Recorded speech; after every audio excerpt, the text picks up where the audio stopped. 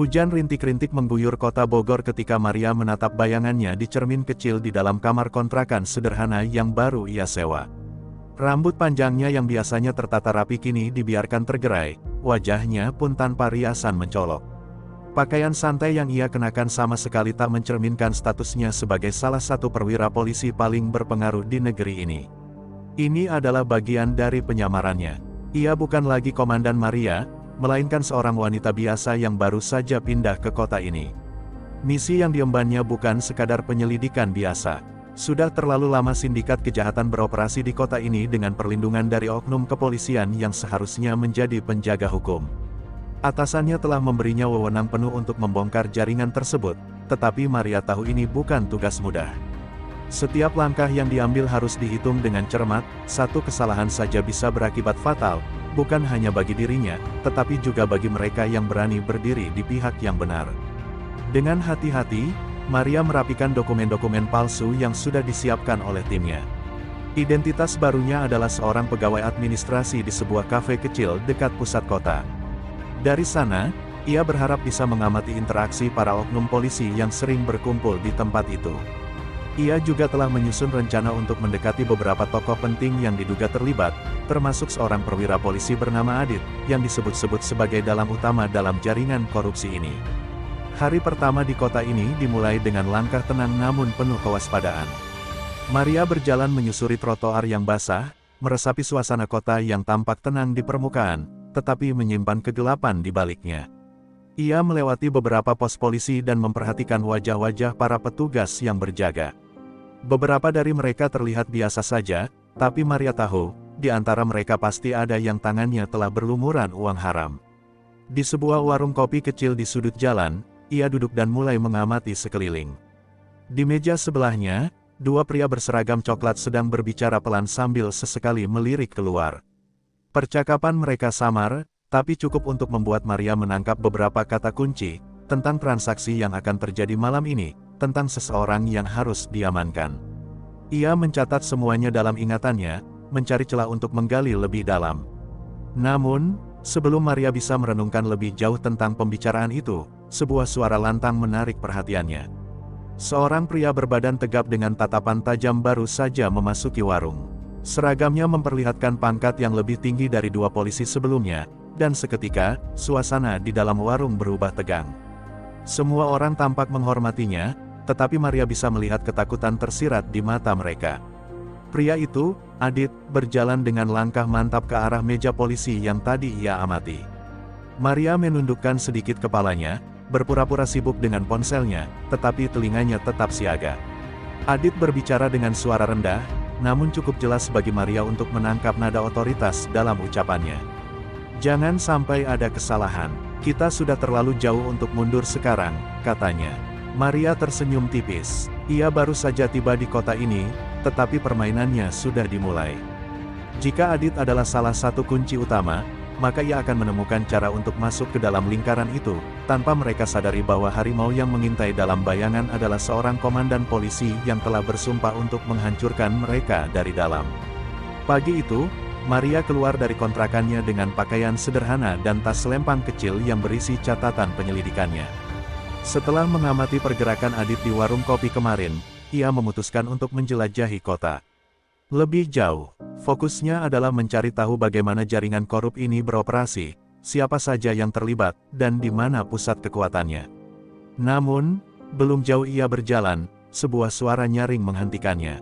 Tepi, razia, teriak seorang polisi berseragam yang berdiri di tengah jalan.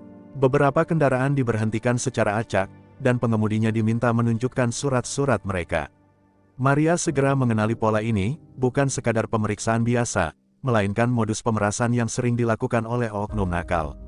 Dengan tenang, ia melanjutkan langkahnya, tetapi tiba-tiba seorang petugas menghadangnya. "Heh, sini dulu, kamu mau kemana?" Polisi itu, seorang pria bertubuh kekar dengan ekspresi arogan, menatapnya dari atas ke bawah. "Mana KTP-mu?" tambahnya dengan nada kasar. Maria merogoh tasnya dan menyerahkan KTP palsunya, yang telah disiapkan untuk penyamarannya. Polisi itu mengambilnya dengan kasar, memeriksa sebentar, lalu menyeringai. "Pendatang? Iya, tinggal di mana?" Tanyanya sambil melipat tangan di dada. Maria menjawab dengan tenang, menyebut alamat kontrakan kecilnya, tetapi pria itu tampaknya tidak puas. Kamu nggak tahu aturan di sini. Ada biaya, keamanan, buat pendatang baru, katanya sambil melirik rekannya yang berdiri di dekat sepeda motor dinas. Maria tahu ini adalah skema pemerasan klasik, dan jika ia menolak, mereka mungkin akan mencari alasan lain untuk menahannya lebih lama. Maria berpura-pura gugup, memainkan perannya dengan baik. Saya hanya seorang pekerja biasa, Pak. Tidak tahu kalau ada aturan seperti itu, katanya dengan suara lirih. Namun, polisi itu justru tertawa kecil, seolah menikmati situasi ini. Ya sudah, kalau nggak mau ribet, ikut saya ke pos sebentar, ujarnya sambil melambaikan tangan, memanggil rekannya yang lain. Maria mulai kehilangan kesabaran. Jika ia membiarkan mereka terlalu jauh, itu bisa membahayakan penyamarannya. Tapi sebelum ia bisa merespons, sebuah suara lain terdengar dari belakang. Apa yang kalian lakukan di sini? Maria menoleh dan melihat Adit berdiri di sisi jalan, menatapnya dengan penuh selidik.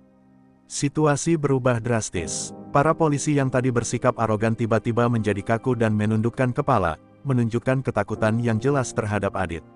Maria tetap berusaha tenang, tetapi ia tahu bahwa ini adalah momen krusial. Apakah Adit mengenalinya, ataukah ia baru saja menarik perhatian orang yang seharusnya ia selidiki lebih jauh? Maria menatap Adit dengan ekspresi datar, sementara polisi yang tadi berusaha memerasnya kini tampak canggung. Salah satu dari mereka bahkan mundur perlahan, seakan ingin menghindari tatapan tajam perwira tinggi itu. Adit mendekat, mengambil KTP Maria dari tangan bawahannya, lalu melihatnya sekilas. Pendatang baru, iya, tanyanya dengan nada datar, tetapi penuh selidik.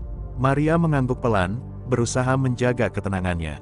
Iya, Pak, saya baru pindah ke sini untuk bekerja, jawabnya dengan suara lembut, tetap dalam peran penyamarannya. Adit mengamati wajahnya selama beberapa detik sebelum akhirnya mengembalikan KTP tersebut. Jangan bikin masalah di kota ini, katanya singkat, lalu menoleh ke bawahannya. Kalian tidak ada kerjaan lain selain mengganggu warga biasa. Para polisi yang tadi begitu arogan kini hanya bisa menundukkan kepala dan bergumam minta maaf. Adit tak mengatakan apa-apa lagi, hanya memberi isyarat agar Maria pergi.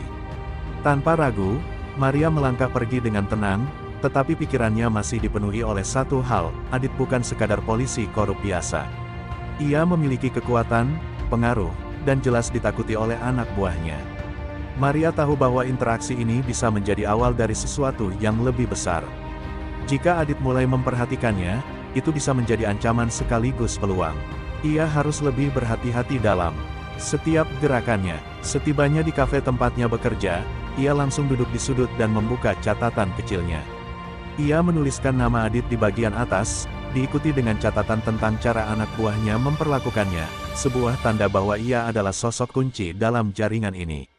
Saat Maria sibuk mencatat, seorang rekan kerjanya, Rina, mendekat. Tadi aku lihat kamu dicegat polisi, nggak apa-apa? Tanyanya dengan nada penasaran. Maria tersenyum kecil. Enggak, cuma salah paham. Mereka pikir aku pendatang ilegal, jawabnya ringan, menyembunyikan fakta sebenarnya. Rina mengangguk, lalu berbisik, kamu harus hati-hati. Beberapa polisi di sini nggak bisa dipercaya. Mereka bisa saja cari masalah kalau tahu kamu orang luar. Maria mengangguk, berpura-pura terkejut, padahal ia sudah tahu itu sejak awal. Ucapan Rina hanya semakin menguatkan dugaannya bahwa korupsi di kota ini bukan sekadar rumor belaka. Setelah Rina pergi, Maria menatap catatannya lagi. Nama Adit kini bukan hanya sekadar catatan, itu adalah targetnya. Malam harinya, Maria memutuskan untuk menyusuri jalan-jalan kota sendirian, mengamati bagaimana sistem ini bekerja. Ia melihat beberapa pos polisi yang tampak sepi, tetapi ada transaksi mencurigakan yang terjadi di sudut-sudut gelap. Mobil-mobil mewah berhenti sejenak, lalu pergi setelah memberikan sesuatu kepada seseorang berseragam. Maria tahu persis apa yang sedang terjadi, suap, transaksi ilegal, dan konspirasi yang lebih besar dari yang ia bayangkan. Di kejauhan, ia melihat sebuah mobil berhenti di depan sebuah gedung tua yang tampak tak terawat. Dari dalam mobil itu, seorang pria keluar, Adit.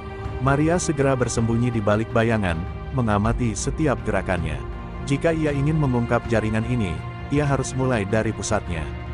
Dan malam itu, Ia yakin telah menemukan pintu masuk menuju dunia gelap yang selama ini tersembunyi.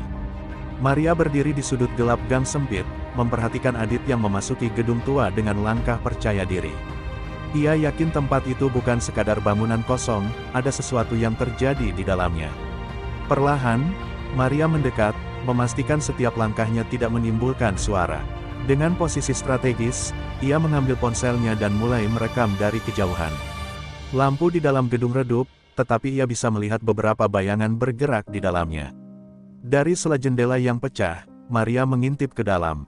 Beberapa pria duduk mengelilingi meja kayu besar, sementara seorang pria berbadan tegap, yang bukan lain adalah Adit, berbicara dengan nada tegas. Kita harus pastikan semua berjalan lancar. Barang sudah dikirim, dan uang harus segera berpindah tangan, katanya. Seorang pria lain mengangguk sambil meletakkan koper di atas meja. Maria tak bisa melihat isinya, tapi ia yakin itu adalah uang hasil transaksi ilegal. Perekaman terus berjalan, dan Maria semakin yakin bahwa ia berada di jalur yang benar. Namun, sebelum ia bisa mendapatkan lebih banyak informasi, sebuah suara dari belakang membuatnya membeku. "Ngapain kamu di sini?" Maria berbalik dengan cepat, melihat seorang pria bertubuh besar berdiri dengan tangan di pinggang, jelas bersiap menghadangnya. Maria tahu ia tidak boleh panik. Dengan cepat, ia menyembunyikan ponselnya ke dalam saku dan berusaha tersenyum santai. "Maaf, Pak, saya tersesat. Baru pindah ke daerah sini," jawabnya dengan nada polos. Pria itu menatapnya curiga, matanya menyipit seakan menimbang apakah Maria mengatakan yang sebenarnya atau tidak. "Kamu sendirian?" tanyanya lagi. Maria mengangguk cepat, berharap pria itu tidak terlalu banyak bertanya. Namun, sebelum situasi semakin buruk, suara lain terdengar dari dalam gedung. "Biarkan saja, dia cuma orang baru," kata salah satu pria yang ada di dalam, suaranya terdengar berat dan berwibawa. Pria besar itu menatap Maria sekali lagi, lalu menggerakkan dagunya ke arah jalan. "Pergi, jangan pernah balik ke sini lagi," perintahnya. Maria tidak membuang waktu. Ia segera berjalan menjauh dengan langkah tenang, meski jantungnya berdegup kencang. Begitu sampai di gang yang lebih ramai, ia mengambil napas dalam-dalam. Itu hampir saja berakhir buruk. Namun, ia berhasil keluar tanpa menimbulkan kecurigaan lebih jauh, dan yang lebih penting, ia berhasil merekam percakapan di dalam gedung. Sesampainya di kontrakan, Maria segera mengamankan rekaman yang ia dapatkan. Ia memutarnya kembali, memperhatikan setiap detailnya. Suara Adit terdengar jelas, membuktikan keterlibatannya dalam transaksi gelap ini. Ini adalah bukti awal, tetapi belum cukup untuk menumbangkan seluruh jaringan. Maria harus lebih dalam lagi masuk ke lingkaran mereka, dan itu berarti, ia harus lebih dekat dengan Adit. Dengan tekad yang semakin kuat, Maria menyusun rencana baru. Besok, ia akan mencoba mendekati Adit secara langsung, bukan sebagai korban, tetapi sebagai seseorang yang bisa ia percayai. Permainan baru saja dimulai, dan ia siap mengambil risiko lebih besar demi keadilan. Maria menghabiskan malamnya dengan menyusun strategi. Rekaman yang ia dapatkan sudah cukup untuk membuktikan bahwa Adit terlibat dalam transaksi ilegal, tetapi itu belum cukup untuk menjatuhkannya. Ia butuh lebih banyak bukti, lebih dalam lagi. Satu-satunya cara adalah mendekati Adit dan masuk ke dalam lingkarannya. Itu berarti ia harus memainkan peran yang berbahaya, menjadi seseorang yang menarik perhatian Adit tanpa menimbulkan kecurigaan. Pagi harinya, Maria mengenakan pakaian yang sedikit lebih rapi dari biasanya dan berangkat lebih awal ke kafe tempatnya bekerja. Ia tahu Adit sering mampir ke tempat ini, biasanya untuk bertemu dengan beberapa rekanan bisnis gelapnya. Saat ia sedang membersihkan meja, suara langkah berat terdengar dari arah pintu masuk. Maria menoleh dan benar saja, Adit masuk, diikuti oleh dua anak buahnya. Tanpa ragu, Maria melanjutkan pekerjaannya seolah tidak memperhatikan mereka. Namun, saat ia berbalik, ia sengaja menabrak Adit hingga kopi yang dibawanya tumpah ke meja. "Astaga, maaf, Pak, saya nggak sengaja," ujar Maria dengan ekspresi panik yang dibuat-buat. Adit menatapnya tajam, lalu tersenyum kecil. "Santai saja, kamu yang kemarin, kan? Pendatang baru," katanya sambil mengambil tisu untuk membersihkan tangannya. Maria mengangguk, berpura-pura malu. "Iya, Pak, saya baru mulai kerja di sini. Sekali lagi maaf, saya ceroboh," katanya sambil mengambil lap untuk membersihkan meja. Adit memperhatikan gerak-geriknya, lalu menatapnya lebih dalam. "Kamu dari mana asalnya?" tanyanya. Maria menyebutkan kota kecil yang jauh dari sini, sesuai dengan identitas palsunya. Percakapan itu berlanjut singkat, tetapi cukup untuk membuat Adit tertarik. Maria bisa merasakan sorot matanya yang menilai dirinya, seolah sedang menimbang sesuatu. "Kalau kamu butuh sesuatu, bilang saja," kata Adit sebelum beranjak pergi. Maria tahu, itu adalah celah yang ia cari. Ia baru saja membuka jalan agar bisa lebih dekat dengan pria yang ingin ia jebak. Sepulang kerja, Maria langsung menghubungi seorang rekannya di kepolisian yang membantunya dalam misi ini. "Aku sudah mulai menarik perhatian Adit. Sepertinya dia akan mencoba mencari tahu tentangku lebih jauh," lapornya. Rekannya mengingatkan agar Maria tetap berhati-hati, karena Adit bukan orang yang mudah ditipu. Jika ia curiga, nyawa Maria bisa dalam bahaya. Maria mengerti risikonya, tetapi ia tidak punya pilihan lain. Jika ia ingin menjatuhkan Adit dan seluruh jaringan di belakangnya, ia harus memainkan peran ini dengan sempurna. Malam itu, ia kembali mempelajari rekaman yang ia dapatkan, mencari celah lain yang bisa ia manfaatkan. Besok, ia akan melangkah lebih jauh. Ia harus memastikan Adit percaya bahwa ia hanyalah seorang gadis biasa yang tidak tahu apa-apa. Jika rencananya berjalan lancar, ia akan bisa masuk lebih dalam ke dunia gelap yang dikuasai oleh pria itu, dan dari dalam, ia akan menghancurkannya. Keesokan harinya, Maria kembali bekerja seperti biasa, tetapi kali ini dengan perasaan waspada. Setelah percakapan singkat dengan Adit kemarin, ia yakin pria itu pasti mulai mencari tahu lebih banyak tentangnya. Itu berarti dua hal, ia berhasil menarik perhatian, tetapi di sisi lain, ia juga mulai diawasi. Ia harus berhati-hati dalam setiap langkahnya.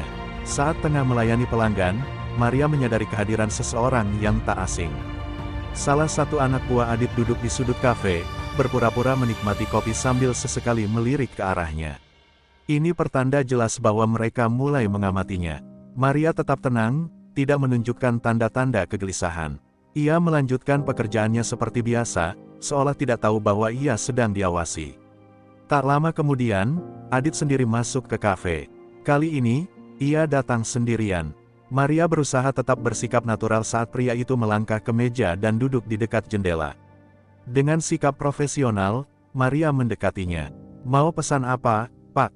tanyanya dengan senyum ramah. Adit menatapnya sejenak sebelum menjawab, "Kopi hitam. Dan kalau kamu ada waktu, duduklah sebentar." Maria pura-pura ragu, lalu melihat ke arah meja kasir, memastikan bosnya tidak keberatan. Setelah menerima anggukan dari rekannya, ia menarik kursi dan duduk di seberang Adit. "Kamu sudah lama di kota ini?" tanya Adit, suaranya terdengar santai tetapi penuh arti. Maria menggeleng pelan. "Baru beberapa bulan, saya hanya mencari pekerjaan yang cukup untuk bertahan hidup," jawabnya dengan nada sederhana. Ia tahu Adit sedang mencoba menilai apakah dirinya berpotensi menjadi aset atau ancaman. Adit mengangguk sambil menyeruput kopinya. "Kamu terlihat seperti orang yang bisa dipercaya," katanya tiba-tiba. "Aku butuh orang seperti itu di sekitarku. Bukan hanya untuk pekerjaan di kafe ini, tapi sesuatu yang lebih menguntungkan." Maria pura-pura terkejut, tetapi dalam hatinya, ia tahu inilah yang ia tunggu-tunggu. "Apa maksudnya, Pak?" Maria berpura-pura bingung. Adit tersenyum kecil. "Kita lihat saja nanti. Jika kamu tertarik dengan peluang yang lebih besar, mungkin aku bisa membantumu." Ucapannya mengandung tantangan sekaligus jebakan. Maria tahu, ini adalah ujian pertama. Jika ia terlalu bersemangat, Adit bisa curiga. Jika ia menolak mentah-mentah, kesempatan bisa hilang. Maria tersenyum ragu. "Saya tidak tahu, Pak. Saya cuma ingin hidup tenang." Adit tertawa kecil. "Tidak ada yang hidup tenang di kota ini. Semuanya tentang memilih sisi mana yang ingin kamu tempati." Dengan itu, ia berdiri dan meninggalkan uang di meja sebelum pergi. Maria menatap punggungnya dengan perasaan campur aduk. Ia berhasil masuk ke dalam radar Adit, tetapi permainan baru saja dimulai. Sekarang, ia harus memainkan peran ini dengan lebih hati-hati dari sebelumnya. Malam itu, Maria tidak bisa tidur nyenyak. Percakapannya dengan Adit di kafe tadi siang terus berputar di kepalanya. Ia tahu bahwa dirinya telah berhasil menarik perhatian pria itu, tetapi ia juga sadar bahwa ini berarti ia akan diuji. Adit tidak akan langsung mempercayainya begitu saja. Ada sesuatu yang akan ia lakukan untuk memastikan bahwa Maria bukan ancaman bagi dirinya dan jaringan kriminalnya. Keesokan harinya, saat Maria baru saja menyelesaikan pekerjaannya di kafe, seorang pria berbadan tegap menunggunya di luar. Ia mengenakan jaket hitam dan kacamata gelap, ekspresinya dingin. "Adit ingin bicara denganmu," katanya tanpa basa-basi. Maria pura-pura ragu, tetapi akhirnya mengangguk dan mengikuti pria itu menuju mobil hitam yang diparkir tak jauh. Perjalanan itu berlangsung dalam diam. Maria duduk di kursi belakang, mencoba menghafal jalan yang mereka lalui.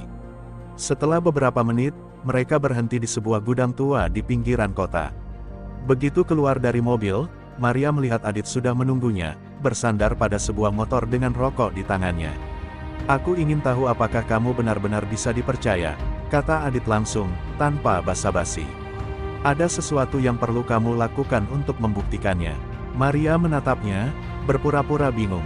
"Apa yang harus saya lakukan?" tanyanya dengan nada hati-hati. Adit melambaikan tangannya, dan seorang anak buahnya muncul dari dalam gudang, menyeret seorang pria yang tangannya terikat.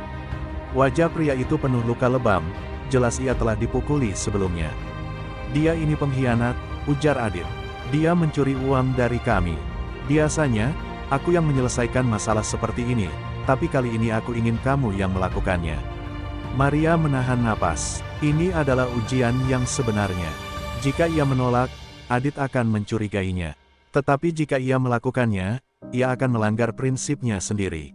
Ia harus menemukan cara untuk keluar dari situasi ini tanpa kehilangan kepercayaan Adit. Dengan ekspresi ragu, Maria mengambil pisau kecil yang disodorkan kepadanya. Tangannya sedikit gemetar, bukan karena takut, tetapi karena ia harus bermain peran dengan sempurna. Ia melangkah mendekati pria yang terikat, lalu berjongkok di depannya. "Katakan yang sebenarnya," bisiknya cukup keras agar Adit bisa mendengarnya. "Apa benar kamu mencuri?" Pria itu menggeleng cepat, matanya penuh ketakutan.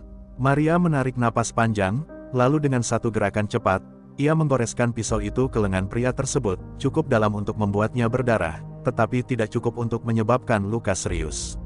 Pria itu menjerit kesakitan, sementara Adit memperhatikan dengan ekspresi puas. "Bagus," katanya. "Aku suka caramu bekerja." Maria berpura-pura menahan rasa mual, lalu meletakkan pisau itu di lantai. Ia baru saja lolos dari ujian pertama, tetapi ia tahu, ini baru permulaan.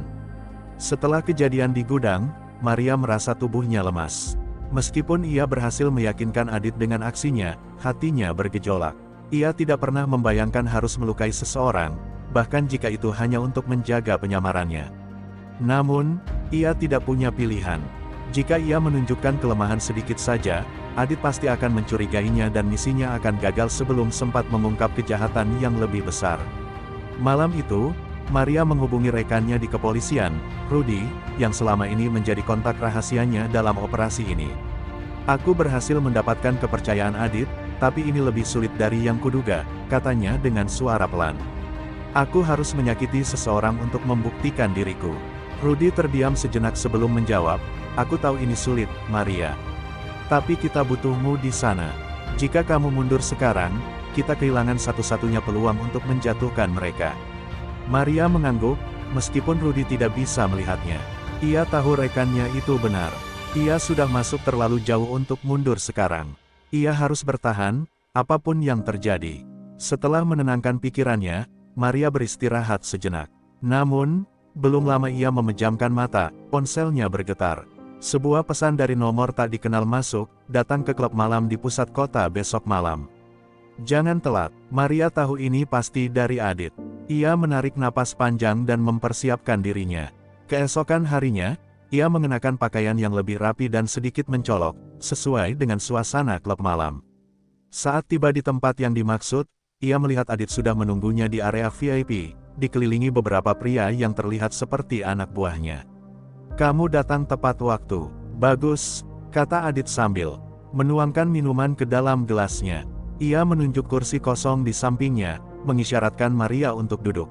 "Malam ini, aku ingin kamu bertemu seseorang," lanjutnya. Maria tetap bersikap tenang, meskipun ia merasa waspada. Jika Adit ingin memperkenalkannya pada seseorang, itu berarti ia sedang dipersiapkan untuk peran yang lebih besar di dalam organisasi mereka.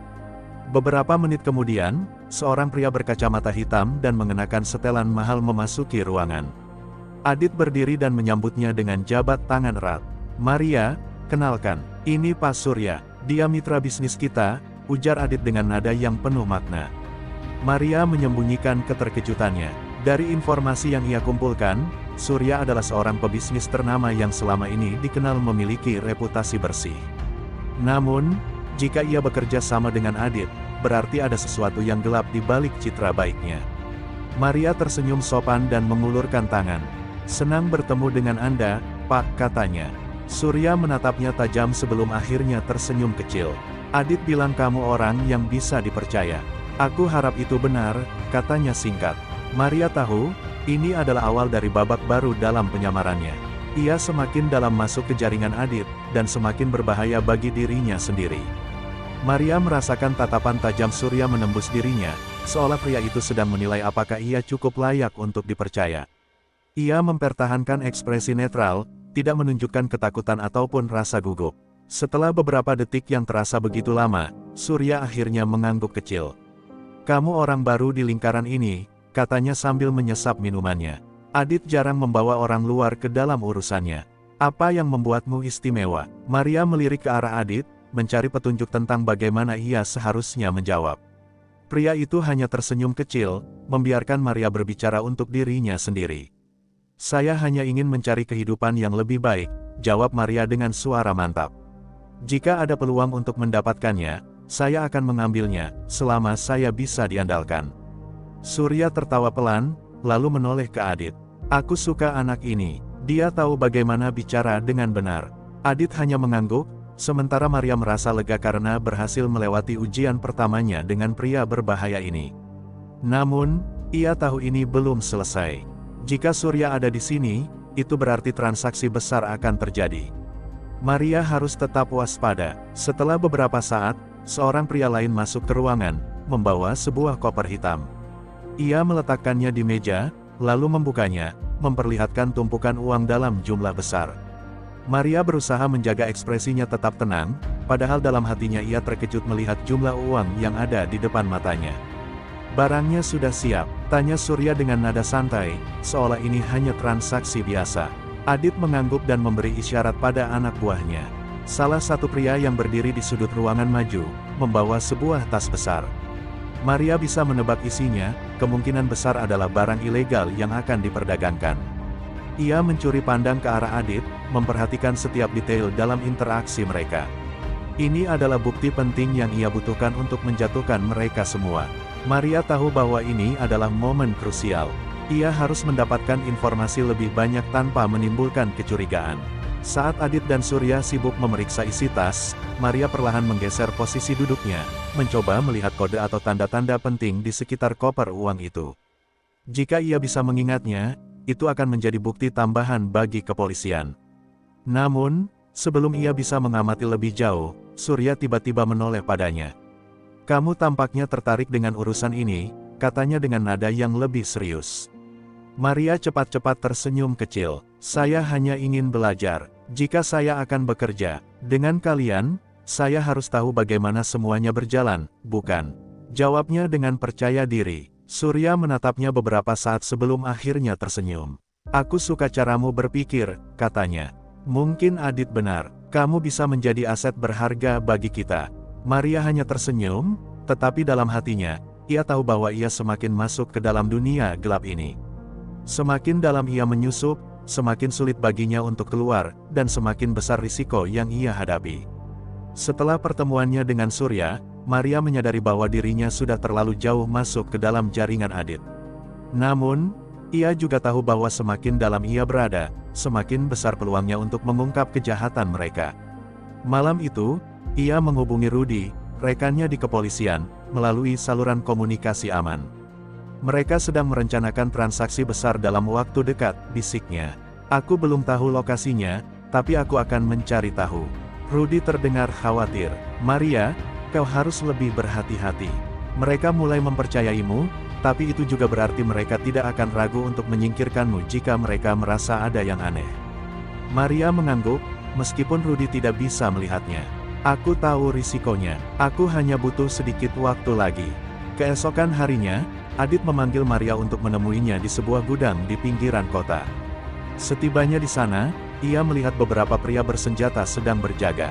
Maria berusaha tetap tenang saat Adit menyapanya dengan senyum kecil. "Aku punya tugas untukmu," katanya. "Aku ingin kamu ikut dalam pengiriman barang besok malam." Maria berpura-pura ragu. Aku belum pernah melakukan ini sebelumnya," katanya dengan nada hati-hati. Adit tertawa pelan. "Itu sebabnya aku ingin kamu belajar. Jika kamu benar-benar ingin menjadi bagian dari kelompok ini, kamu harus tahu bagaimana semuanya berjalan." Maria tidak punya pilihan selain menyetujui perintah itu. Jika ia menolak, kepercayaan yang telah ia bangun akan runtuh seketika. Malam itu, Maria kembali ke apartemennya dan mulai mempersiapkan diri. Ia menghafalkan semua detail yang ia ketahui tentang Adit dan Surya, mencoba menyusun rencana bagaimana ia bisa mendapatkan informasi lebih lanjut tanpa membahayakan dirinya sendiri. Ia juga menyembunyikan alat perekam kecil di jaketnya, barang bukti yang ia butuhkan mungkin bisa didapatkan dari percakapan selama transaksi berlangsung. Saat hari pengiriman tiba, Maria bertemu dengan Adit dan anak buahnya di lokasi yang ditentukan. Mereka menaiki sebuah truk besar yang berisi beberapa peti kayu. Maria mencoba melihat ke dalam, tetapi Adit menghentikannya dengan tatapan tajam. "Jangan terlalu penasaran," katanya. "Nanti kamu akan tahu sendiri." Maria hanya mengangguk, berpura-pura menurut. Perjalanan menuju lokasi transaksi berlangsung dalam ketegangan. Maria diam-diam menyalakan alat perekamnya, berharap bisa menangkap percakapan penting. Setelah beberapa jam perjalanan, mereka akhirnya tiba di sebuah pelabuhan terpencil. Beberapa pria bersenjata sudah menunggu di sana, bersama dengan beberapa kontainer besar yang mencurigakan. Saat Adit turun dari truk dan mulai berbicara dengan seorang pria yang tampaknya adalah pembeli, Maria tahu bahwa inilah momen yang ia tunggu. Dengan hati-hati, ia mulai memperhatikan setiap detail, nomor kontainer, wajah-wajah yang terlibat, serta isi percakapan mereka. Ia harus memastikan bahwa semua ini tidak sia-sia. Namun, ia juga sadar bahwa satu kesalahan saja bisa berakibat fatal. Maria berdiri di dekat truk, berpura-pura tidak tertarik dengan percakapan yang terjadi di antara Adit dan pembeli. Namun, pikirannya bekerja cepat, mencoba merekam setiap detail penting. Ia menggeser posisinya sedikit, berusaha menangkap suara mereka lebih jelas dengan alat perekam kecil yang ia sembunyikan di jaketnya.